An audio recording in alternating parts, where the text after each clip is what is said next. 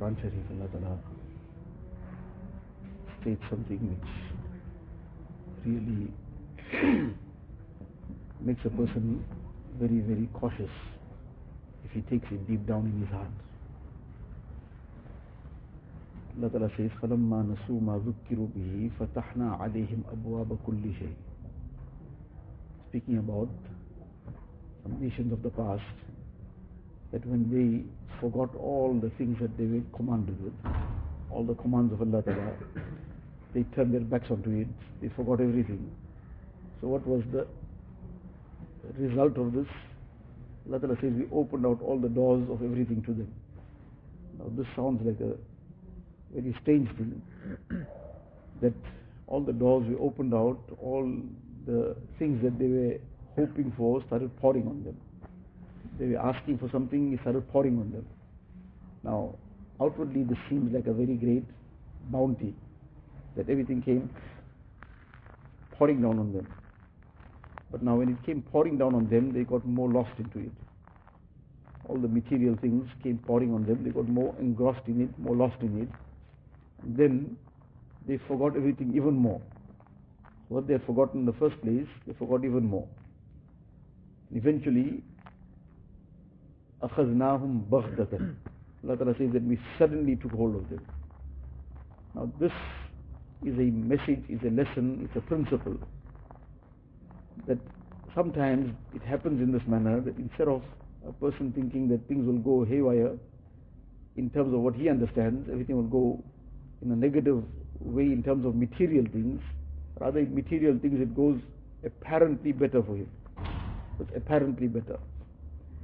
So the message and the lesson in this is that if a person seems to be finding comfort, ease, things going as he wants it, despite disobedience, despite being involved in sin and persisting in sin, this is a very, very dangerous situation.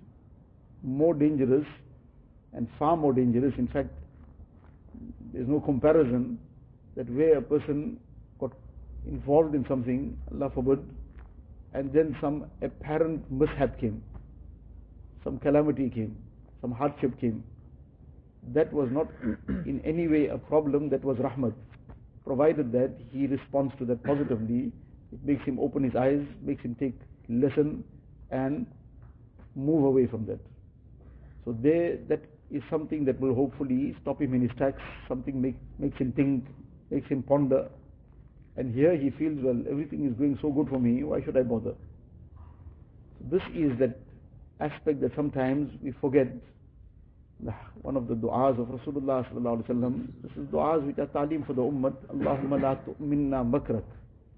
Allah, don't make us heedless of your hidden system, of how you can sometimes make a person, he forgets that what he's doing, where he's heading to, he thinks he's everything's going well for him, but that's the hidden plan of Allah Ta'ala, which then takes him in such a way that he suddenly is bewildered, he has no idea what came and where it came from. But by that time it's too late to make amends. By that time, the time has passed. Compared to a person who got sick suddenly, something else happened, it makes him surround and think.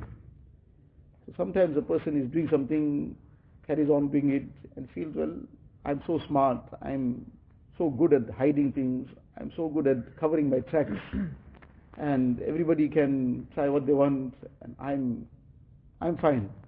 So I don't need to worry about anything, because those who got caught with something, they got caught because they were too foolish. They didn't have that understanding of how to cover their tracks and how to do things. We shouldn't ever think that we are too smart for Allah Ta'ala. Allah Ta'ala's plan is above everybody. So a person should never ever feel heedless, feel that life is fine, I'm carrying on, I'm enjoying my life. Why should I bother of all the things that are being warned about and so on? Because I have already worked out everything. We have worked out nothing. Allah forbid that this is like that person puts that best piece of cheese in that cage. It is not in order to give the rat anything to enjoy. It's a trap. So when a person persists in something, then he, Allah forbid, then starts going headlong into a trap. So this is the thing that we need to make istighfar from, tawbah from, and insan, sometimes a person slips up somewhere, but then immediately he must make amends, shed tears of repentance, cry to Allah Ta'ala, and come back onto track. Then that past also will be forgiven, and inshallah he'll move closer to Allah Ta'ala. अल्लाह अल्लाह कैसा प्यारा नाम है, आशिकों का मीना और जाम है।